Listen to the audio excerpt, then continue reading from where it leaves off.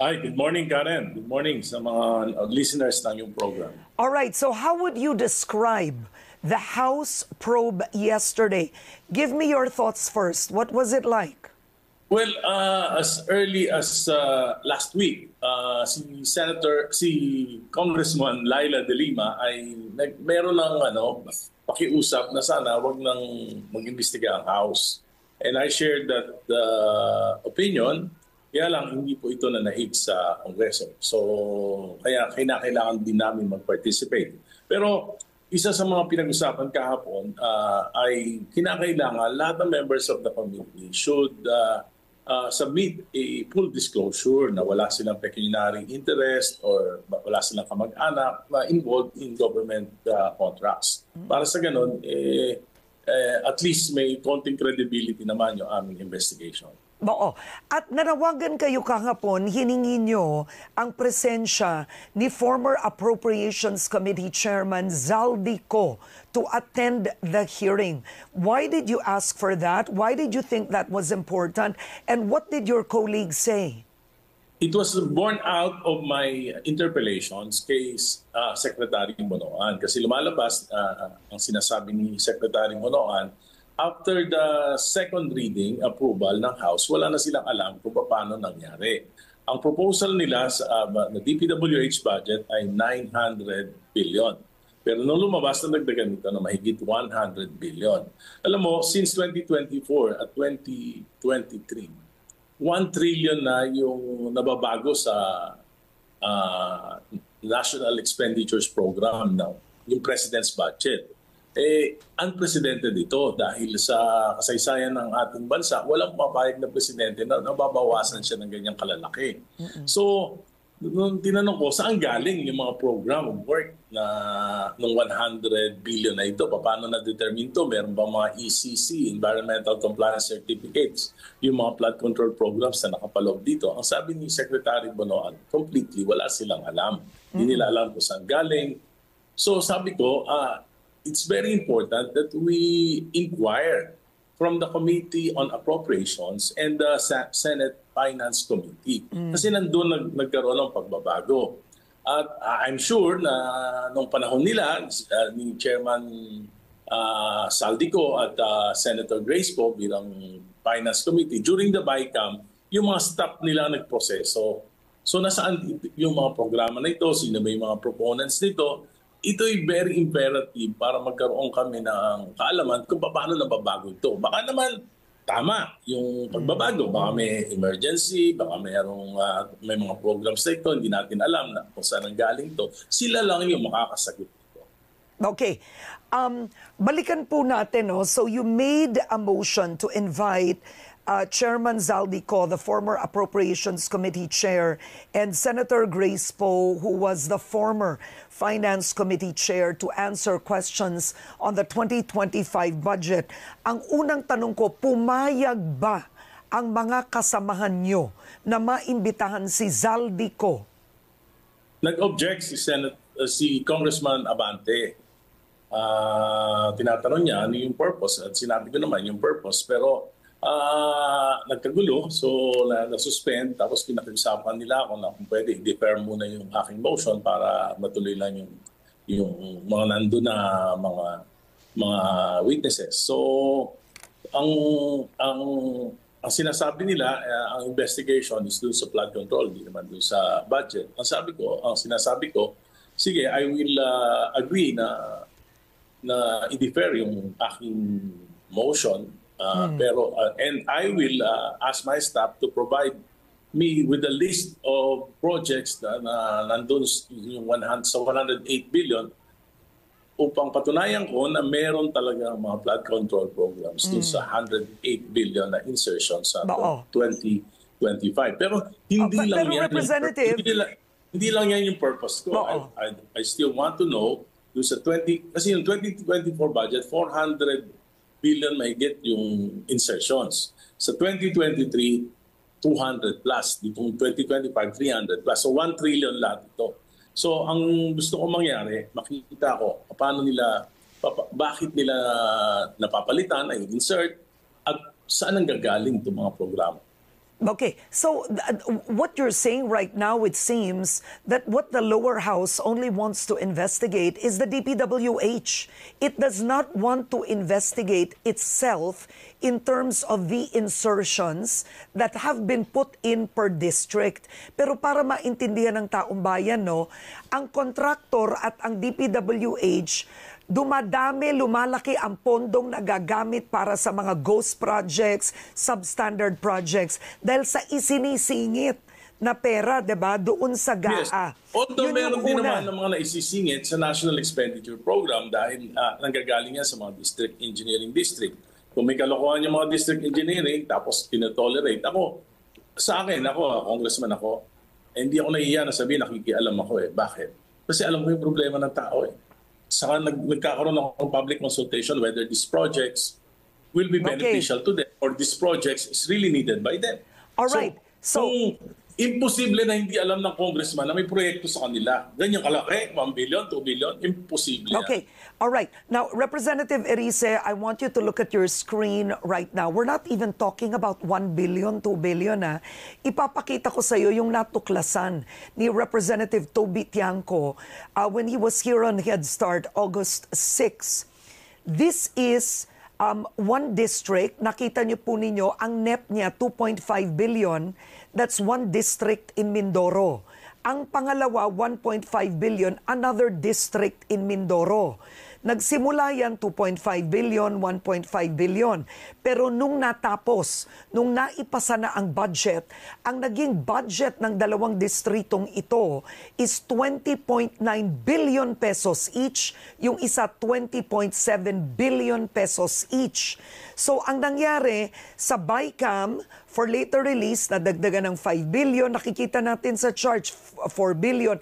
Pero it means may dinagdag na 13 billion, ang isa 14 billion.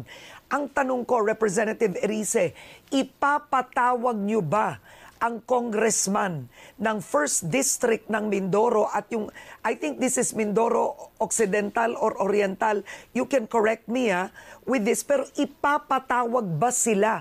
Bakit ganun kalaki ang infra-budget sa distrito nila? Actually, narinig ko yung mga congressman involved na dinideny naman nila na may alam sila na exactly. Okay. Napunta yan sa kanila. So, it's but shouldn't they explain that in the hearing? Shouldn't they explain that in the hearing? Na hindi namin alam, ba't kami may 20 billion? Para yung susunod na tanong, sino naglagay nun? Kaya nga, it's very important that we invite Senator Poe and Zaldico to clarify the matter. Okay. Sino yung naglagay? Sino yung proponent? Sila yung nagproseso nito. I'm sure, hindi naman nila ipoproseso ito kung walang mga documents. Hindi naman nila ito pipirmahan kung walang mga documents. Okay. Now, Representative Erice, are you hopeful? Because it seems to me that your colleagues are protecting Zaldico. It doesn't seem like they want to know the truth. Kauumpisa pa lang, minotion nyo na. Sinabihan na kayo, ba't pa i-invite? Sinabi ni Garin, let's not make it about personalities. Which, by the way, ang nagnanakaw, personalities. So, ang tanong ko, what kind of hearing do you expect? Ngayon pa lang, tinatakpan na ng mga kasamahan nyo. Ayaw na mag-invite even as resource persons. Kaya nga po, ang kami sa minority, meron na po kami position, at least dapat siguro we should let the President na yung kanyang independent commission, siya yung mag-imbestiga. Si Presidente naman na nagsimula nito, dapat hayaan natin siya, tulungan natin siya, natapusin ito. Okay. Now, are you hopeful with the committee chairman, Terry Redon? Because when I interviewed Terry Redon on Head Start, he was already defending Zaldico. He said Zaldico divested from SunWest, etc., etc. There's no proof.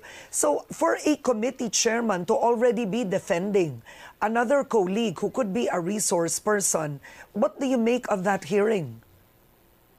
Well, ayaw i-prejudge kung ano man yung kanilang agenda. Basta kami sa minority, we have our own agenda. We will be impartial and we will be uncompromising in asking questions.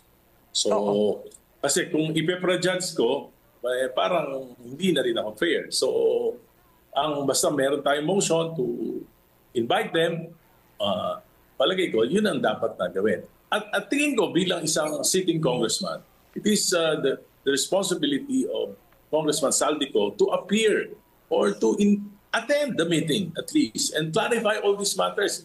Hindi lang yung integrity at credibility ng House ang nakataya dito. Okay, but It's his responsibility. If you were Zaldico, I'll be honest, right? And there are talks that you've allegedly made billions. Why would you appear in a hearing? In other words, what's the cost-benefit analysis for him?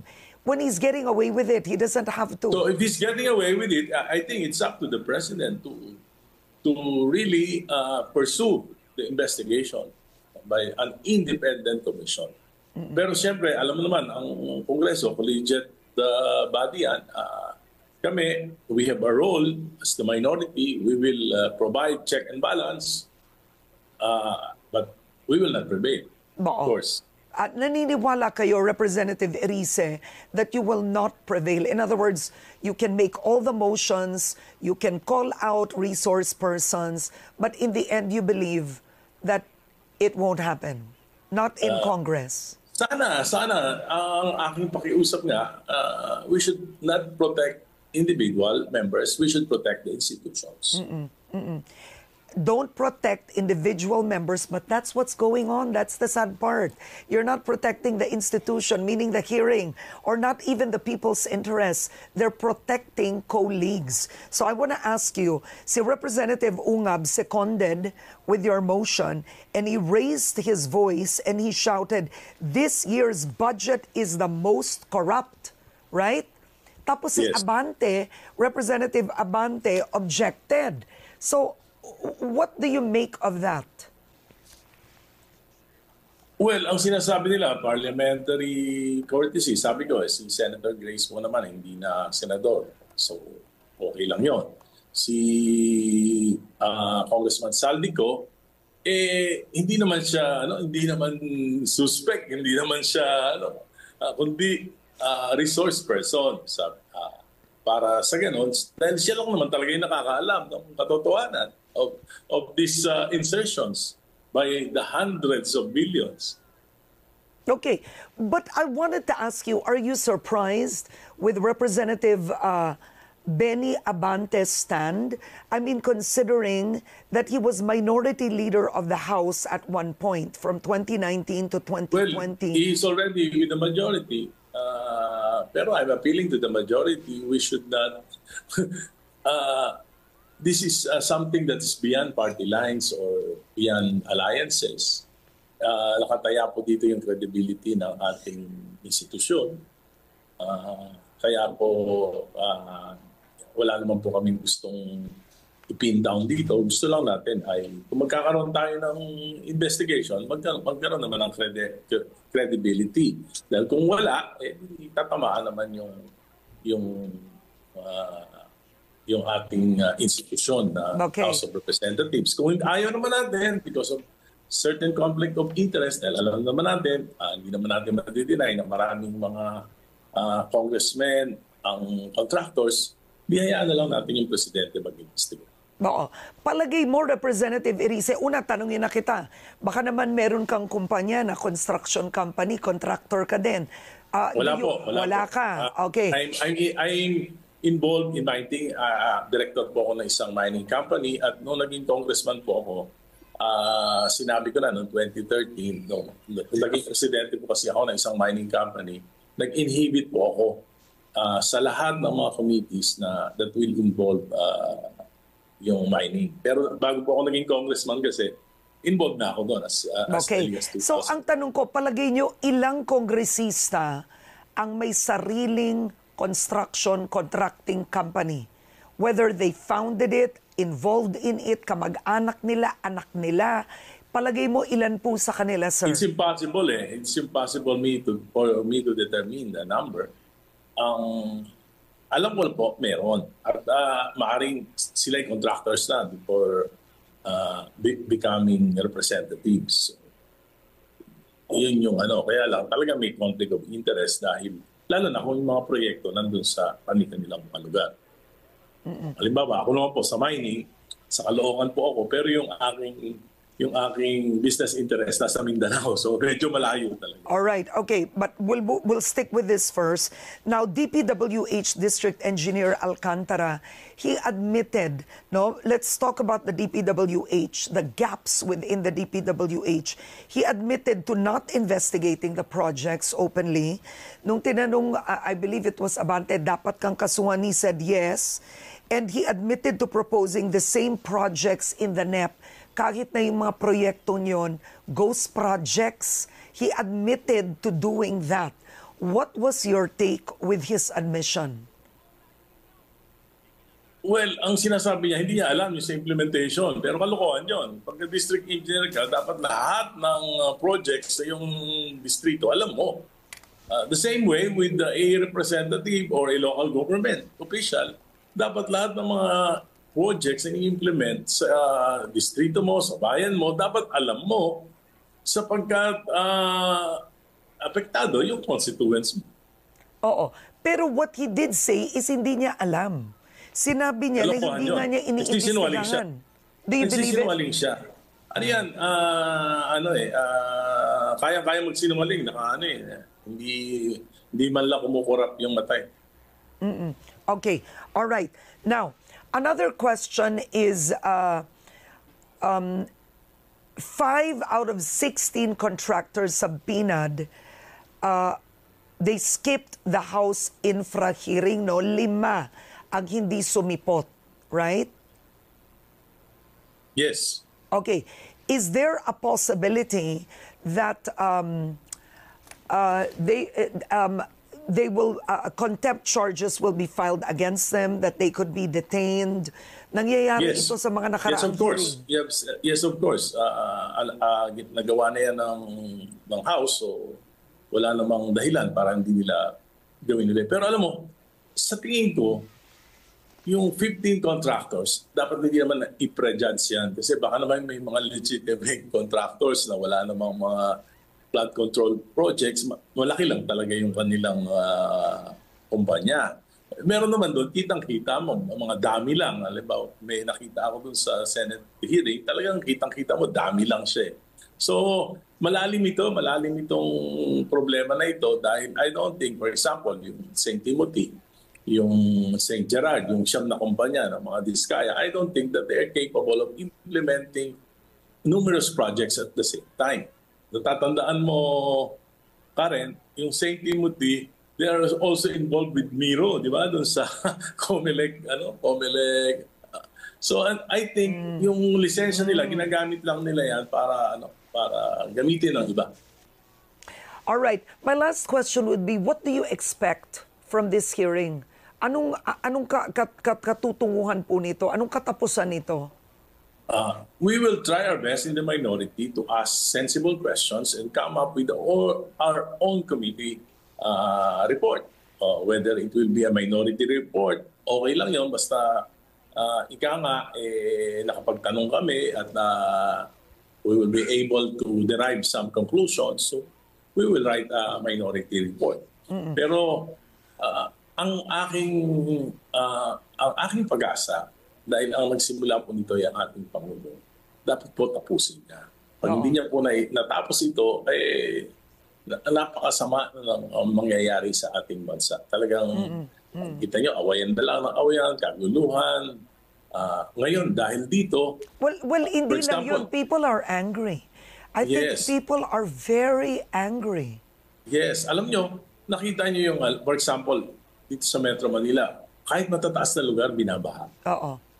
Kasi for 10 years, hindi na nagde-dredge ng mga natural waterways ang DPWH because of allegations of corruption. Yes. So reactionary na yung gobyerno. Pag ayaw na, kahit na yung tama, hindi na. Dahil meron lang suspicion na may hindi na dinedredge yung mga natural waste. I'm sure ang tanong ko, mga 100 million tons of solid waste yung nasa natural waterways natin. Kaya tayo binabaha. Okay, Representative Erice, I'm curious with the House rules. Can the Speaker technically order a congressman to attend a hearing, or does the speaker don't have that? Does he or not have that power? Well, the speaker can persuade the a certain member of the House, especially kung alay niya, kung kasama niya sa partido, siguro pwede. Pero siyempre ang responsibilidad ay nandun sa committee chair. Dahil So sa committee chair. So technically, what should committee chair Terry Redon do to Tatlo po sila ensure doon. that Zaldico attends the hearing? Anong dapat gawin ni Terry Redon? dapat po imbitahan niya. Okay. Hindi niya naman kontrolado kung atin niya o hindi. So, I don't think we can cite Congressman Zaldico in contempt dahil siya is a member of the House. So technically, invite lang. Kasi ang problema, kung hindi naman namin iimbita, hindi namin alam kung baka naman willing umattend. Parang nagpe-presume na lang, nag-assume tayo na hindi siya attend, hindi siya sasagot. so technically, why not invite? Oo. But with the limitations that you just mentioned, it seems that I don't think the House can investigate really themselves. You can't investigate your colleagues. Yan po yung aming opinion in the minority. We cannot investigate ourselves. At kaya nga si Secretary Vince Dizon, inabolish niya yung fact-finding ng DPWH dahil sinabi niya, we cannot investigate ourselves. All right. Okay. Siguro dapat sundan natin yung magandang halimbawa na yun, Secretary Dizon. Okay. Now, what is your reaction? First of all, I want to ask you with former Secretary Bonoan. He was there in the hearing. You have his district engineer admitting to not investigating the projects, admitting to proposing the same projects in the NEP, and Bonoan saying wala siyang alam doon. Opo. Alam nyo, tingin ko si Secretary Bonoan, alam niya naman na there are powers that be, especially in the budget process. Sabi niya nga, hanggang second reading lang naman. Hanggang second reading, hindi niya na alam kung ano nangyayari. At siyempre sa budget process, may mga local governments, may mga representatives na kanya-kanya na pinipilit yung kanilang mga proyekto. Siguro kinakailangan lang talaga na magkaroon ng pagbabago sa proseso ng vetting ng mga projects. Ito yung isang magandang input para sa pagbabago sa ating batas. Kasi sa tingin ko wala talaga, parang hindi magagawa ito ni Secretary Bonoan. By the way, sabi ko nga, wala nang papayag ng presidente before President Marcos na babawasan yung president's budget by 1 trillion. Noong 2023-2024, binawasan na 700 billion. So dapat yung DBM, dapat may input na sila sa presidente. Bantayan natin ito, baka bawasan na naman ito 2025. Palagay ko meron din pagkukulang sa executive department. Sa budget. Anong pagkukulang? Ano ang pagkukulang ng executive department, sir? Be specific. Dapat binantayan na nila na binawasan na ng 2023, 2024. You should not do that kasi president's budget yan. Ang nangyari, because of the huge amount of insertions and changes, it's no longer a president's budget. Tawag mo dyan, congressional budget na yan. In fact, merong 14 na foreign assisted projects na inalisan ng equity sa 2025 budget. Ng pondo. So, ibig sabihin, foreign assisted yun. May pondo may pondo na binigay yung mga foreign counterparts, banks and institution, yung ating equity para matuloy yung proyekto, inalis na. Yeah. Ay, sabi ko, bakit kayo pumayag? Ba't hindi nyo binito? Good point. Ba't hindi nyo binito? Oo. Di ba bakit hindi binito? Yung pa lang, dapat binito na ng Pangulo. Bakit hindi binito? Yes. Yun ang mga maraming tanong na hindi ko masagot. Oo, very good point. So I think tama pag after the BICAM, dapat bantayan ng ehekutibo ng budget department ng iba't ibang ahensya yung mga pinagtatanggal, pinababago para ma-veto ng Pangulo because he could have acted on the 2025 budget. The President didn't have to accept that budget.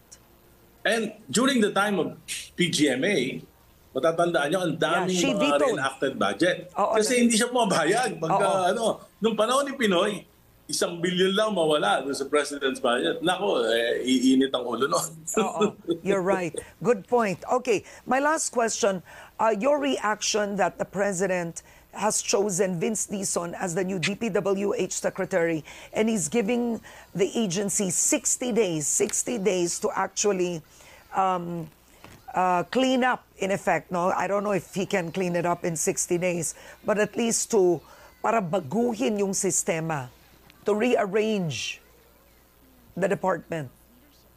Super excellent choice. Okay. I think he can deliver. Kilalang-kilala ko yung kalibre ni Secretary Vince Dizon. Oo, excellent choice for you.